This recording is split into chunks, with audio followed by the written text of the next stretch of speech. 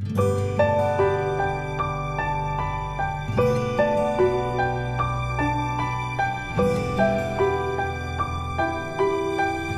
dear students, welcome to your English class. So yesterday we have started with very important topic, that is tenses. We have discussed the meaning of tenses. What is a tense?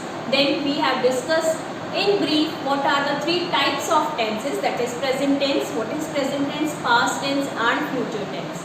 Then since tenses is the main topic, but then it is also connected to a very important topic that we have also discussed, known as verbs. I have told you what are verbs, the action words and the types of verbs that we have. Number one, the main verbs I have discussed, the action words that you can say, and your helping verbs, that is your auxiliaries. We have discussed the 11 auxiliaries: is, are, am in the present tense, was, were in the past tense. These are the 5 helping verbs, or you can say forms of be in the present and in the past tense, and also depending upon singular and plurals. Then we have discussed about the forms of verb have, has, have in the present tense depending upon singular and plural, and also in the past had.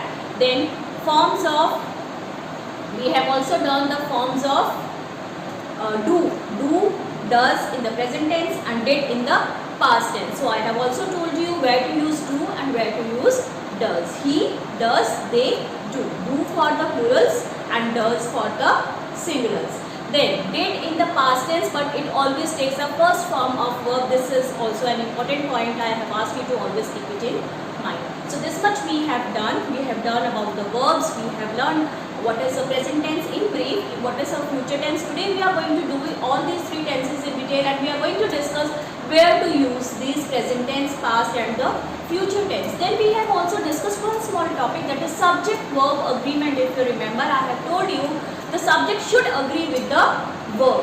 If the subject is singular, verb should be singular. If the subject is plural, verb should be plural. This is also very important when we are discussing tenses. Then one more small topic we have done, that is we have discussed about the sentence structure, or you can say sentence pattern.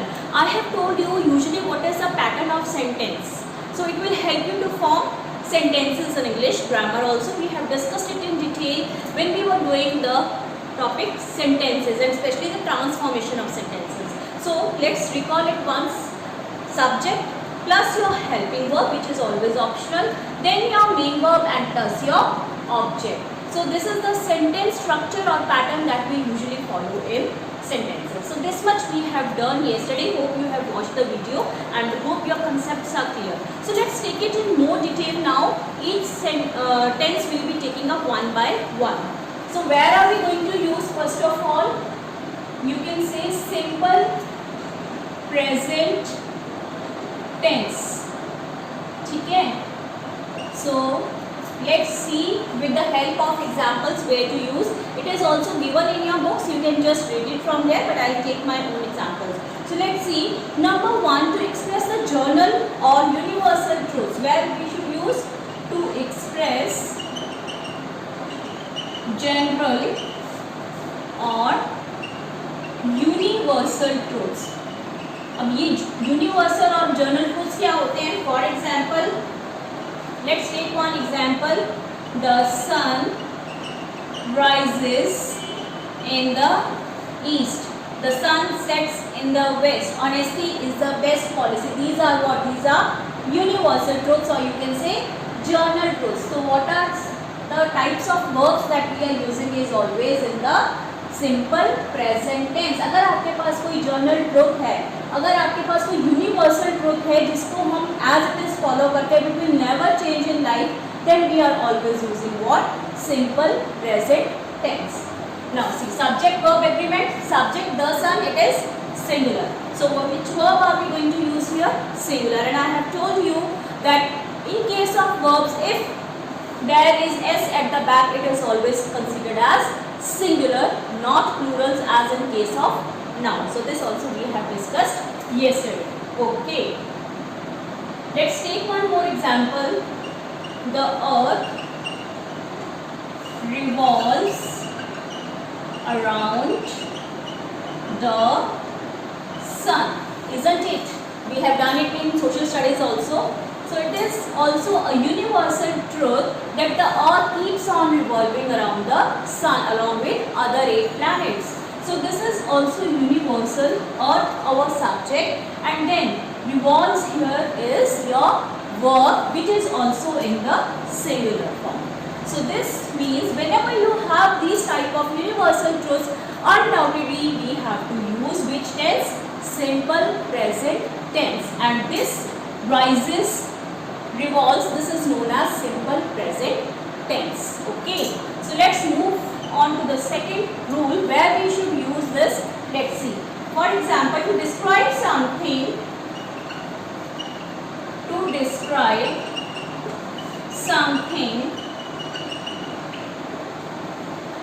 that is almost permanent. Number 2 says when we need to describe something, when it is almost permanent, then you also use your simple present tense. For example, let's take one example for this. My grandparents live in Kerala, let's say. Right? So this is one simple sentence. My grandparents live in Kerala. Like my grandparents, of course, your subject. Now, live. Grandparents, it is plural. So what we have used here, verb is also plural. So this subject verb agreement will always follow, and you have to take care while framing your sentences. So to describe something that is almost permanent. So this is a permanent situation that your grandparents live in Kerala. They have been living in Kerala from so many years. That is their hometown. So that is what? A permanent situation we are talking of. So it always takes your present tense. Let's take one more example. Mrs. Bose is a dance teacher. Right? Now, Mrs. Bose, subject. Here we have our helping verb is. We don't have any main verb, but we have helping verb is. Form of be in the present tense we have used. So Mrs. Bose is a dance teacher. We all know that she teaches which subject? Dance. She is not a maths teacher, and she cannot be maths teacher because it is her specialization. It's her quality that she has done her specialization only in dance. So she can't teach you maths, she can't teach you any other subject. So Mrs. Bose is a dance teacher. This is also something that is almost permanent. You can't change your profession, you can't change your qualification. So this is in case of permanent situations that we always use your present tense, right? Then third, when we talk of routine activities, ठीक है, सबकी habits होती हैं, routine activities होती हैं. So when we talk of that we always use present tense. Let's take one example now. A dog barks. So this is the habit of dog that it barks daily. You might have heard dogs barking, ठीक है, they do bark. So they can't speak like us. What are they doing then? They are just barking. So it is their routine activity. So whenever we are talking of any routine activity, we always use your present tense. Now, a dog, subject, barks is your action is done. किसका काम हो रहा है? Barking का हो रहा है. So it is what? Your verb. And if it is singular, then your verb should always be singular. And here we don't have any object. That can also be optional in the sentence. Let's take one more example of this routine activity so that the thing is clear to you. The morning prayer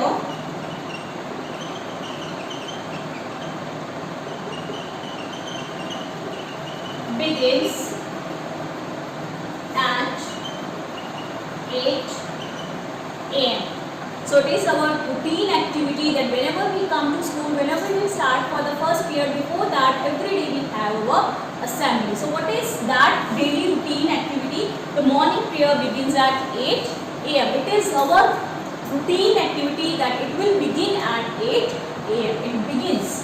So morning prayerful is your subject here. Then begins is your verb. And since morning prayer is singular, then verb should also be singular. So this is subject verb agreement, right? And at is your, this whole is your prepositional phrase. We have done phrases in the chapter of sentences, if you remember. So that is what we have discussed yesterday. Every small topic is somehow related in English to any other topic it can be.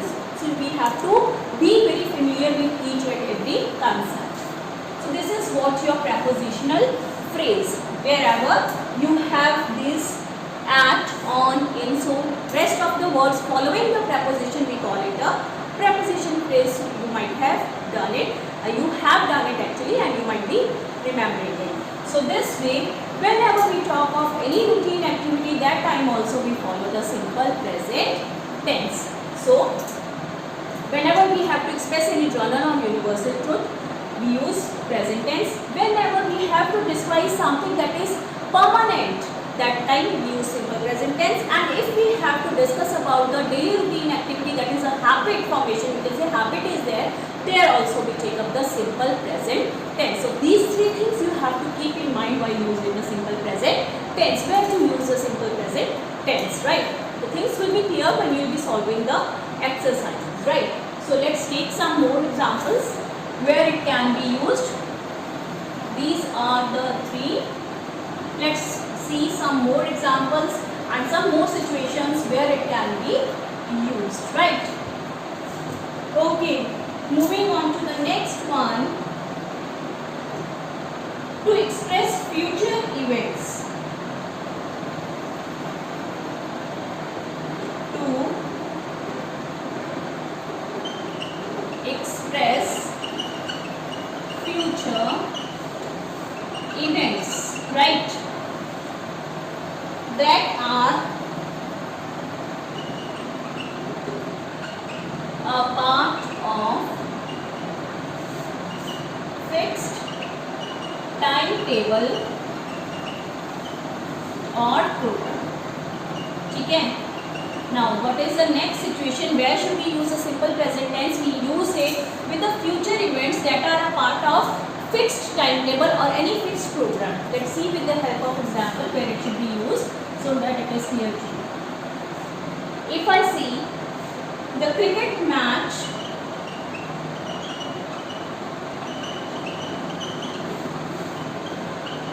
starts at 6 p.m. Okay.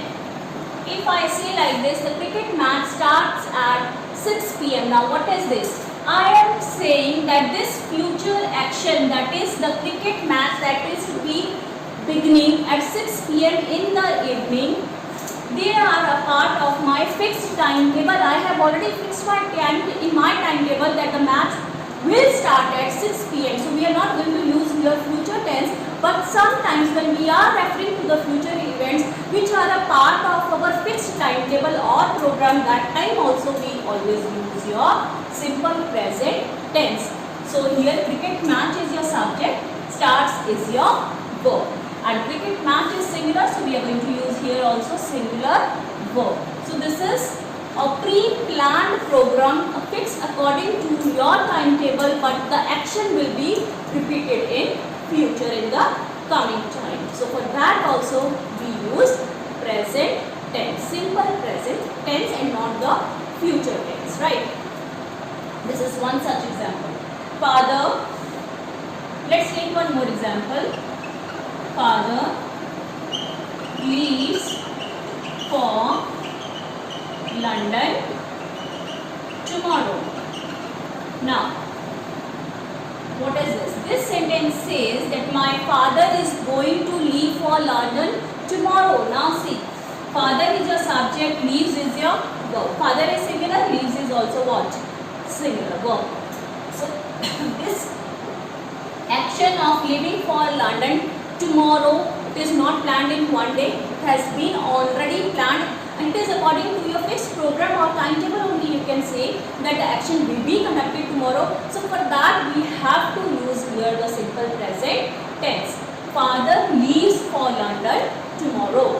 We can also say if it is asked, both are correct. See, if it is asked in the bracket that change it into future continuous tense, we will be doing that. So it might also be possible, father will be leaving for London tomorrow. So this will become future continuous tense, will be leaving. So all the rules we are going to do, how to change into future continuous, how to change into perfect continuous, we will be doing that.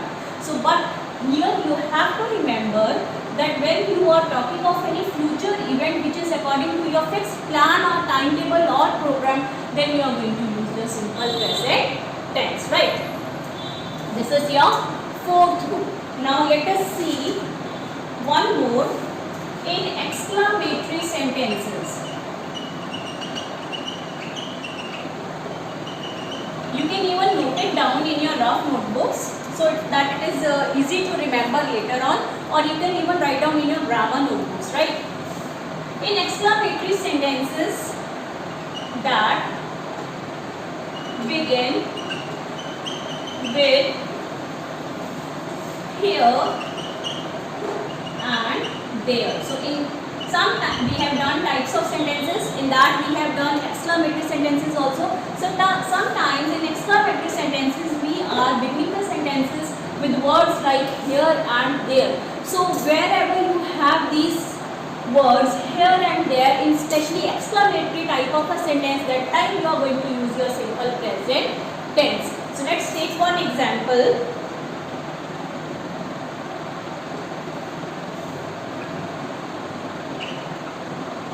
If I say here comes the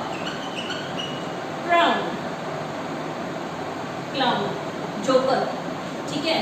So we are beginning the sentence with here. In exclamatory sentences that begin with here and there. So this sentence is beginning with here and this is an exclamatory sentence.